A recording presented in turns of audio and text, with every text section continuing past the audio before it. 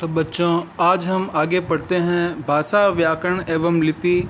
इसमें भाषा की इकाइयाँ। भाषा की निम्न इकाइयाँ हैं: ध्वनि, वर्ण, शब्द एवं वाक्य। इसमें सबसे पहले हम बात करेंगे ध्वनि की।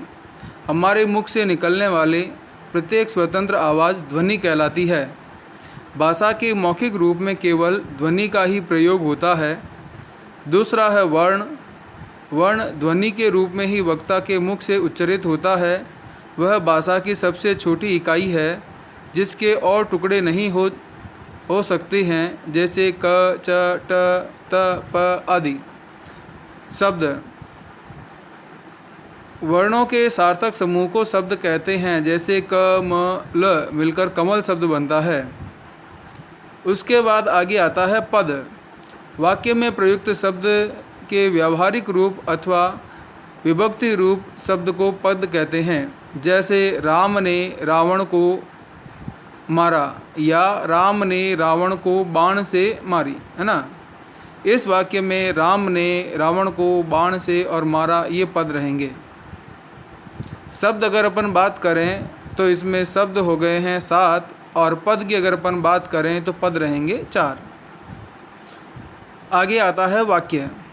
शब्दों के मेल से अब एक पूर्ण विचार प्रकट होता है। वह शब्द समूह कहलाता है, जैसे वह पुस्तक पढ़ता है। इसके बाद हम आगे बात करते हैं व्याकरण की। भाषा एक व्यवस्था है। भाषा के विभिन्न अंग, वर्ण, शब्द, पद, वाक्य आदि में निश्चित और क्रमबद्ध संबंध होते हैं। आशय यह है कि किसी वर्ण का उच्चारण स्थान, उसकी प्रकृति, शब्द भंडार, उत्पत्ति, संधि आदि का अध्ययन व्याकरण के अंतर्गत होता है।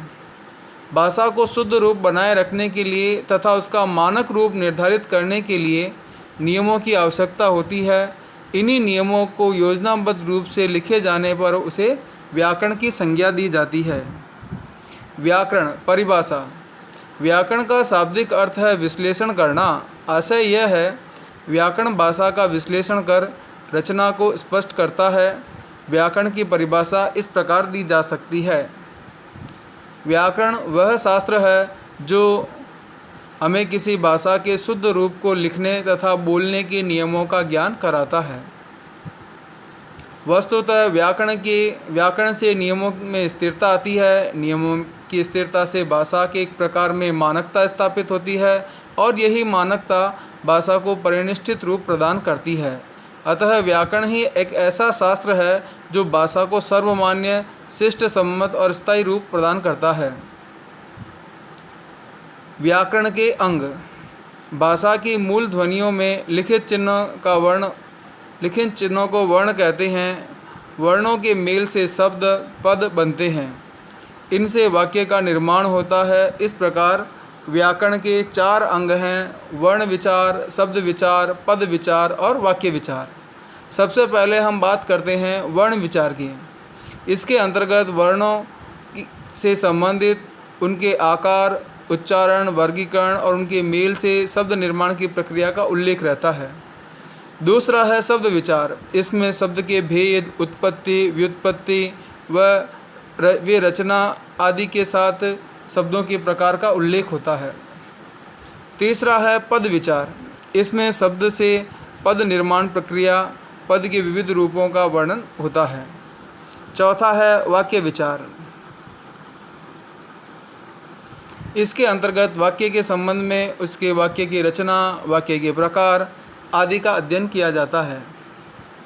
अब हम आगे बात करते हैं लिपि की।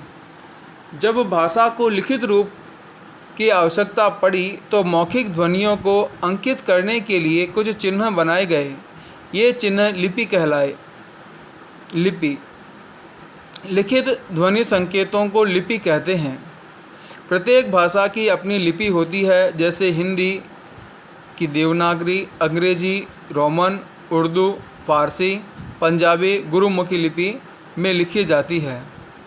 देवनागरी लिपि का प्रयोग हिंदी, मराठी, नेपाली, कोंकणी, संस्कृत, प्राकृत, अपभ्रंश आदि भाषाओं में होता है।